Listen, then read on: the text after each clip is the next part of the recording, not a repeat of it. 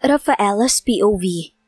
Hindi ko kailanman naisip na ang makasabay sila sa hapagkainan ngayon ay siyang kukumpleto sa umaga ko. Tanging pagngiti lang ang nagawa ko nang makitang nagustuhan ni Rain ang pancake, lalo na ng strawberry syrup ang inilagay niya sa ibabaw nito habang chocolate naman ang pinili ni Summer. Simpleng almusal lang iyon, pero naramdaman kong kakaiba iyon sa mga umaga na nagkaroon ako noon. Si Clint ang nakaupo sa kabisera habang nasa kanan naman niya ako at katapat ko si Summer na katabi naman si Rain. Kahit pa hindi ko magawang tingnan ng diretso si Clint, paminsan-minsan naman ay sinusulyapan ko siya. I like the pancake, Mommy! Masayang sabi ni Summer. I like it too! Segunda ni Rain. Nginitian ko sila, tuwang-tuwa dahil nagustuhan nila ang luto ko. Nang matapos kami mag-almusal, pumanhi kami paakyat nila Summer at Rain dahil kailangan ko na silang paliguan. Mamaya lang ay darating na ang tutor nila. Si Clint naman ay nagtungo sa kanyang kwarto para maghanda na rin siguro sa pagpunta sa trabaho. Sa huli nagtungo kami sa kwarto ko at napiling maligo sa bathtub para sumabay sa kanila. It was fun, as always. Yun na yata ang dalang mahika ni Summer at Rain. Kaya nilang gawing espesyal yung dapat ay normal lang na ginagawa ko. Katulad sa pagluluto, normal lang na marunong ako. Normal lang sa akin noon na pinupuri ng iilan dahil magaling sa ganito at sa ganon. Pero sa tuwing sila ang pinaghahanda ko ng pagkain at nakikita kong nagugustuhan nila yon, parang ang laki ng achievement yon. Nilagyan ni Summer ng shampoo ang maliit niyang kamay. Tumayo siya sa bathtub, kaya agad kong hinuli ang maliit niyang bewang para suportahan. Lumapit siya sa akin at nilagyan ng shampoo ang buhok ko. Napangiti naman ako. I like your hair, Mommy! Mas gusto ko kapag mahaba at hindi kulot ang buhok mo. Nangingiti at inosenteng sabi ni Summer. Medyo napawi ang ngiti ko dahil sa sinabi niya. Ngunit ibinalik ko ulit ang sila sa katawan. Kumuha ako ng baby soap at nilinis na ang katawan nilang dalawa ni Rain. I also like your hair. It's shiny and it looks beautiful and healthy. Puri ko sa kanya at ganoon din kay Rain. Kahit sa buhok parehong-pareho si Summer at si Rain. Wavy at tila may kulay. Makintab rin iyon at mukhang mabango. Which is mabango nga. Bulong ng isip ko. Ang bath soap at shampoo ng mga bata ay sobrang mahal. Minsan nakita ko ang presyo. Hindi bababa sa 3,000 ang isang bottle nito. Natapos din kami sa wakas, kahit medyo naging pasaway si Summer dahil ayaw pa sanang umahon sa bathtub. Nang makapagbihis ako at ganoon din sila, sinunod kong ayusin ang mga buhok nila. Nagtataka lang ako, normal na bagsak ang buhok ko. Makapal at naman ako sa aking ina ang pagiging kulay golden brown noon. Hindi naman iyon masyadong halata dahil na rin sa makapal. Pero kapag masisikatan ng araw, tumitingkad ang kulay nito. Hindi kagaya ng buhok nila Summer at Rain na kulot sa dulo. May pagkakahawig ang kulay ng mga buhok namin, kaya hindi na ako magtataka kung ganito rin ba ang kulay ng buhok ni Eudora. Dahil masyadong maitim ang buhok ni Clint, imposibleng naman na nila iyon. Yun nga lang hindi masyadong makapal ang mga buhok nila. Marahil dahil na rin sa masyado pa silang bata, kaya hindi pa kumakapal ang buhok nila kagaya ng sa akin. Mommy! Si Summer. Where's your scars? Napatigil ako sa pagsuklay ng buhok niyang nakatali na. Tapos na rin ayusin ang buhok ni Rain. Naguguluhang tininan ko siya sa refleksyon ng salamin. Dahil nakatayo ako, lumingon siya sa akin at tumingala. Anong scars? Here! Sa pagkabigla ko ay hinawakan niya ang laylayan ng damit na suot ko at bahagya iyong tinaas hanggang sa makita ang tiyan ko. Itinuro niya ang puson ko at tiningnang mabuti na tila may hinahanap. Hindi ba po dati meron kayong scars dyan? Let me see, Mom. Singit naman ni Rain at kagaya ng ginawa ni Summer, itinaas niya rin ang damit ko at tiningnan ang puson ko. Kumabog bigla ang dibdib ko. Peklat? Bakit may peklat? Cesarean section ba ang ginawa noon kay Eudora ng mga anak siya ng kambal? Hinawakan ko ang kamay ni Rain at ipinirmi iyon. Agad akong nag-squat para maging ka-level ko sila. Wala na yung scars ni Mami kasi kumurap-kurap ako nang walang magandang ideya na pumapasok sa isip ko. Ayaw kong magsinungaling sa kanila, pero kailangan. Dahil kung hindi, huminga ako ng malalim. Kasi hindi ko pa rin mahanap ang tamang salita. You use derma lotion, Mommy? Ani Ray na parang hindi natanong kung hindi pagkukumpirma na lang. Tumangu-tango ako. God, this is so hard for me. Sa tuwing tumitingin ako sa mga inosente nilang mga mata, nawawalan ako ng lakas na magsinungaling at humabi ng kwento. Masyado pang bata ang isipin nila. Kapag lumaki na sila, maiisip nila na hindi matatanggal ng pinakamahal na derma lotion ang peklat na hinahanap nila. Kaya imposible ang iniisip nilang derma ang naging paraan ko para mawala iyon. Hindi ko na pinatagal ang usapan dahil baka mas maging kuryoso pa sila, lalo tungkol sa tanong nila. Wala sa sariling hinaplos ko ang tiyan nang makalabas kami ng silid. Parang bumabaliktad tuloy ang sikmura ko. Kapag babakita rin ni Clint na wala akong marka sa tiyan ay magtatanong din siya? Paano kung sabihin nila Summer? Dumagundong ang kaba sa dibdib ko dahilan para hindi ako makahinga ng maayos hanggang sa makababa kami sa salas, kung saan sinalubong kami ni Manang Olga. Narito na si Miss Malvar! Imporma niya sa akin, gayon din sa mga bata na nagtatakbong tinungo ang salas para puntahan ang kanilang tutor. Sinundan ko sila ng tingin, takot na baka isa sa kanila ang madapa, pero ligtas silang nakarating sa mahabang sofa kung saan nakaupo si Miss Malvar na tutor nila. Nag-angat siya sa akin ng tingin at kalaunan ay tumango bilang pagbati, pero hindi nakatakas sa akin ang bahagyang pagkibot ng kanyang labi. Si Clint, nakaalis na po ba siya? Baling ko kay Manang Olga na ngayon ay kasabay kong naglalakad papunta sa likod ng bahay. Iniwan ko ang mga bata sa loob para makapag-focus sila sa mga ituturo sa kanila ngayon.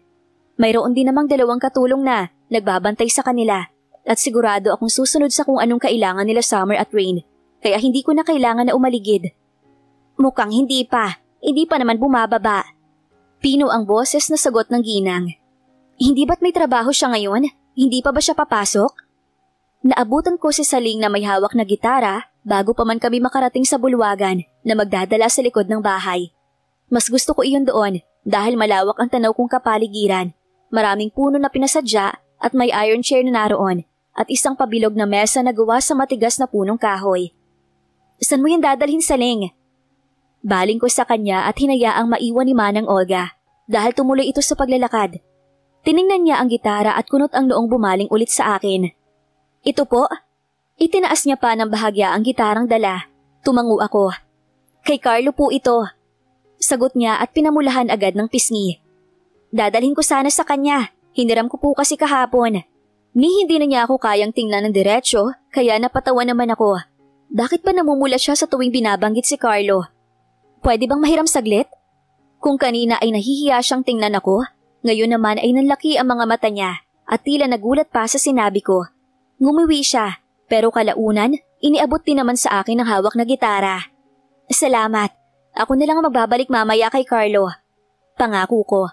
Titig na titig sa akin si Saling, kaya niyakap ko ang gitara at naglakad palabas ng mansyon para tunguhin ang iron chair na naghihintay sa akin sa mismong likod lang. Nagpalingali nga ako at napansin na walang ibang tao. Marahil dumiretso si Manang Olga sa maid's quarter at hindi dito. Pinagkibit ko iyon ng balikat at itinuon ang atensyon sa hawak na gitara. Soft strokes and plucks at first. Maganda ang tunog ng gitara. Hindi pa basag kaya wala sa sariling pinagpatuloy ko ang ginagawa. Bata pa lang ako pinag-aralan ko na agad ang pagtugtog ng gitara. At dahil may anak si Auntie Lolita na merong gitara noon at hindi naman madalas na ginagamit, paminsan-minsan ay walang sabi ko iyong kinukuha. Kapag mag-isa lang ako sa bahay at tapos na ako sa mga gawaing bahay, pinag-aaralan ko iyon para na rin malibang ang sarili. Mas nahilig pa ako sa paggitara ng high school na ako. Si Hana, isa sa mga kaklase kong babae, ay may sariling gitara, kaya madalas niyong dalhin sa paaralan. Nagpapahiram naman siya at kung minsan, tinuturuan pa ako. Sa huli dahil sa kagustuhan kong matuto, kahit paano maalam na ako sa pagtugtog. Kahit parang namamanhid ang mga daliri ko, ay nagpatuloy pa rin ako. Kailan ba ako huling humawak ng gitara para tumugtog? Hindi ko na rin maalala. Naninibago na naman siguro ang kamay ko. You play well. Natigilan ako sa pagkaskas nang marinig ang pamilyar na boses na iyon at agad lumingon sa pinanggalingan nito. Mabilis na nagtagpo ang mga mata namin ni Clint. Kuryoso ang kanyang mata habang bahagyang magkasalubong ang kilay. Marahil ay 3 hakbang na lamang bago siya tuluyang makalapit. Dahilan para maamoy ko ang kanyang pabango. His manly scent and aftershave, he looks perfectly enigmatic and snobbish with his looks now. Nakasuot siya ng stripe na long sleeve at itinupi iyon hanggang sa kanyang siko. Pinaresa ng black slacks and black shoes.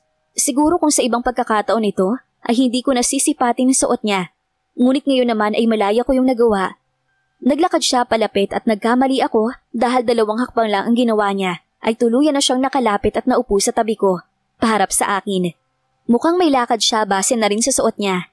Tumitig siya sa gitara at sa kamay kong namamahinga sa kwerdas nito. Bahagyang nangunot ang kanyang noo at nang tingnan niya ako ay nanunukat na naman ang kanyang tingin. Just like the eyes of an eagle, sharp and alert. Bumuka ang bibig niya para magsalita, pero natigil iyon. Muli niyang itinikom at tumingin sa ibang direksyon. Akala ko, piano lang alam mo tugtugin.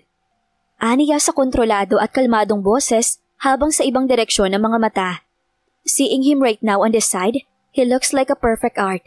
Nadipina ang kanyang panga, mas naging matulis ang kanyang ilong. Nakikita ko rin ang kurba ng kanyang mahahabang pilikmata at ang makapal na kilay na para bang inilagay iyon doon upang mas madagdagan ng ganda ng obra. Nang lingunin niya ako ay huli na para mag-iwas ako ng tingin. Kumurap ako ng ilang beses at inisip ang huli niyang sinabi. Piano. Ang talento ni Eudora ay sa pagpapiano. Habang nakatingin sa kanya ay walang mabuong sagot sa isip ko, kaya nag-iwas ako ng tingin at itinuon iyon sa harap. Si Eudora, marunong magpiano?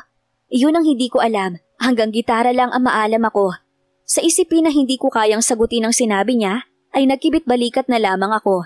Natahimik kaming dalawa, mahabang katahimikan. Tanging ang pag-ihip lamang ng hangin at ang paghinga naming dalawa ang maririnig. Hindi ko na rin sinubukang tumugtog dahil nariyan siya. I feel uncomfortable for a sudden. Gusto ko siyang sulyapan saglit pero hindi ko na ginawa. Marami rin ang pagkakaiba namin ni Eudora at paunti-unti ko yung nalalaman. Si Clint, napapansin niya kaya? May kung anong mabigat na dumagan sa dibdib ko dahilan para sumakit iyon at hindi ako makahinga ng maayos. Nanatili ang tingin ko sa harap at parang gusto ko nang umalis at magkulong sa kwarto. Bakit ganito? Ba't ganito ang nararamdaman ko? Dapat masaya ako na kahit papaano ay napapansin niya ang pagkakaiba namin ni Eudora. Baka sa paraang iyon pagdudahan niya ako. Sa paraang iyon, hayaan na niya akong makilala at paniniwalaan na niya akong si Rafaela at napagkamalan lang na si Eudora. Baka sakaling mapansin niya na nagkamali siya. Kaso hindi ganoon ang nararamdaman ko ngayon. Natatakot na ako. Natatakot na baka makita niya at mapuna ang maliit na detalye na magsasabing hindi ako ang asawa niya. I'm planning to visit the summer house in Alteco. Basag niya sa katahimikan na namayani sa aming dalawa. Tinitimbang ko pa kung titingnan ko siya o hihintayin na lang na matapos siyang magsalita. Kahit 2 buwan lang na bakasyon doon, I know Summer and Rain would love to visit the place. What do you think?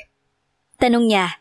Nang mabanggit niya ang pangalan ng mga anak niya, doon ako napalingon sa kanya at tinitigan siya. Sa Alteco, hindi ko alam ang lugar na iyon. Pero base na rin sa sinabi niyang summer house at planong pagbabakasyon doon ng 2 buwan, ay mukhang masaya ang lugar na iyon at bakasyunan.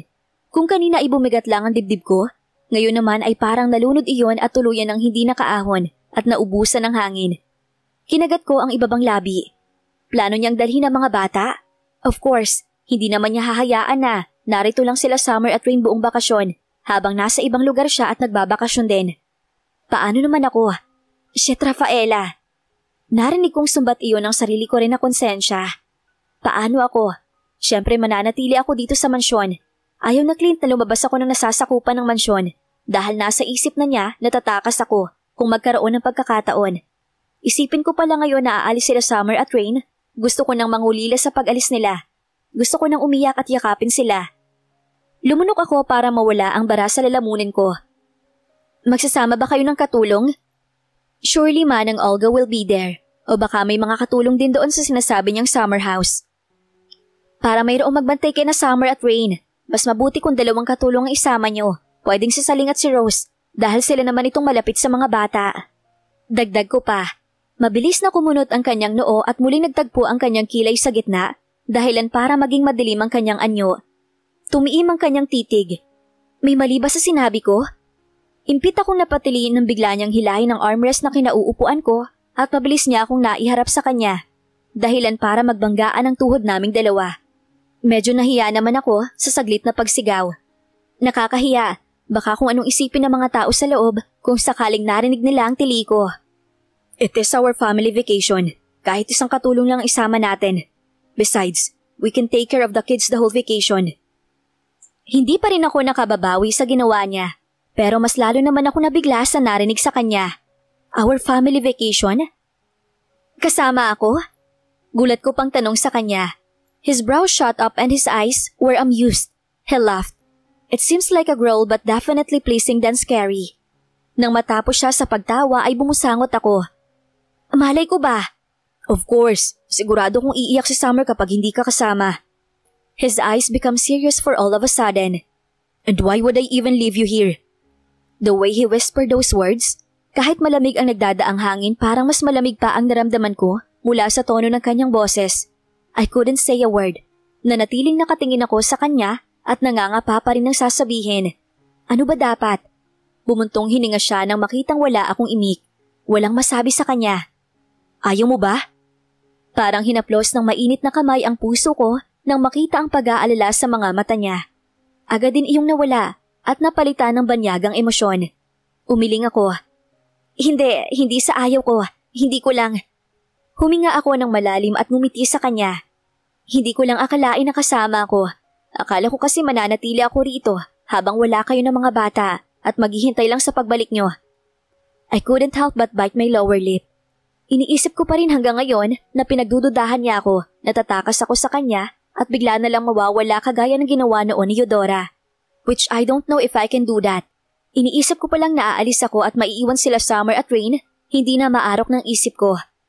It won't happen. I can't leave you here.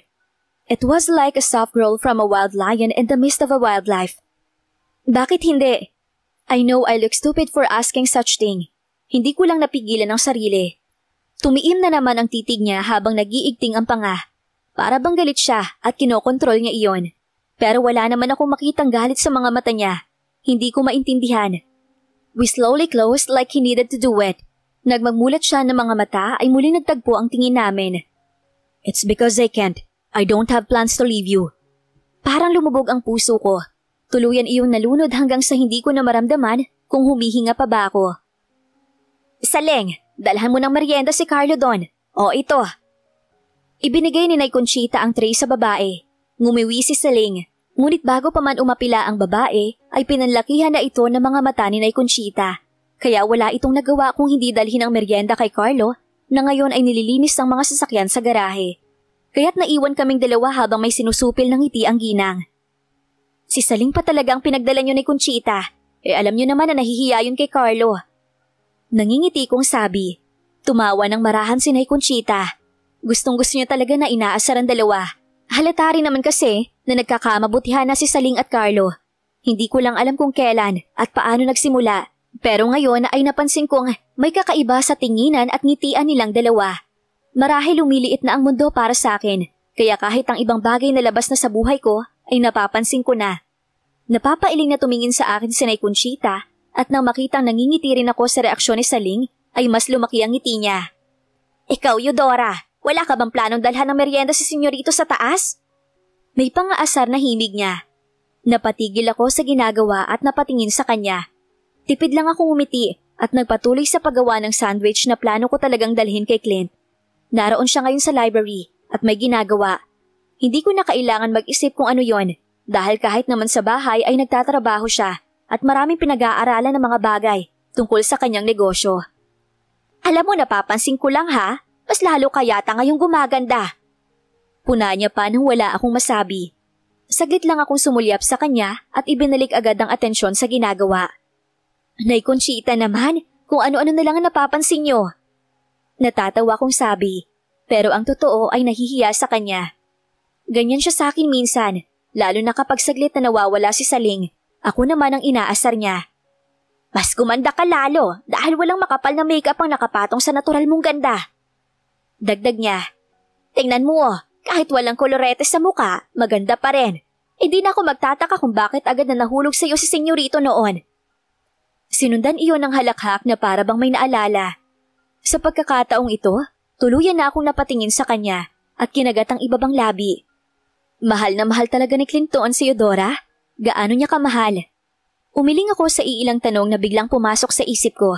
Baka mamaya lumabas pa yun sa bibig ko at itanong ko iyon kay Nay Conchita.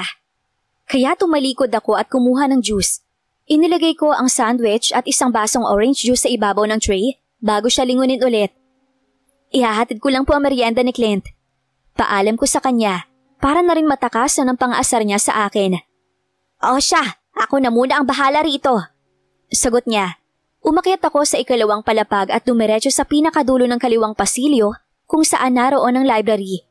2 beses akong kumatok bago pinihit ang seradora at sumilip sa loob. Agad na nahanap ng mga mata ko si Clint, nakadungaw sa malaking bintana habang may kausap sa cellphone. No, don't cancel it. I'll talk to Nicola later about it. Yes, I already knew about that. Sabi nito, mukhang naramdaman niya ang presensya ko kaya lumingon siya saglit. Tiningnan niya ako at bahagyang kumunot ang noo. Kahit na may kausap, ay nanatili ang titig niya sa akin. Tinulak ko naman papasok ang sarili at ipinakita ang dala kong merienda bago naglakad papalapit sa kanyang mesa. Sinundan niya ako ng tingin habang may kausap pa rin sa cellphone. If that's really urgent, please send the file to my secretary. May pinalidad na sabi ni Clint. Nang matapos siyang makipag-usap ay naglakad siya palapit. Ngumiti naman ako kahit para namang pumipintig ng malakas ang puso ko. He's only wearing a plain V-neck shirt and the cardigan shorts but he seems hot. Especially he looks stressed and tired.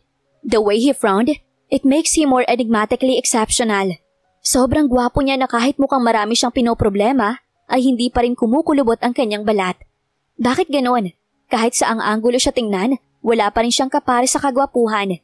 Muntik ko nang tampalin ang sarili ko. God, bakit ba pinupuna ko ang mga ganitong bagay sa kanya? Masyado kong ginagandahan ang paglalarawan sa kanya. At sa kabila ng mga negatibong bagay na nakikita ko, nagawa pa rin noong maging positibo sa huli. Magtigil ka, Rafaela. May gusto ka pa ba?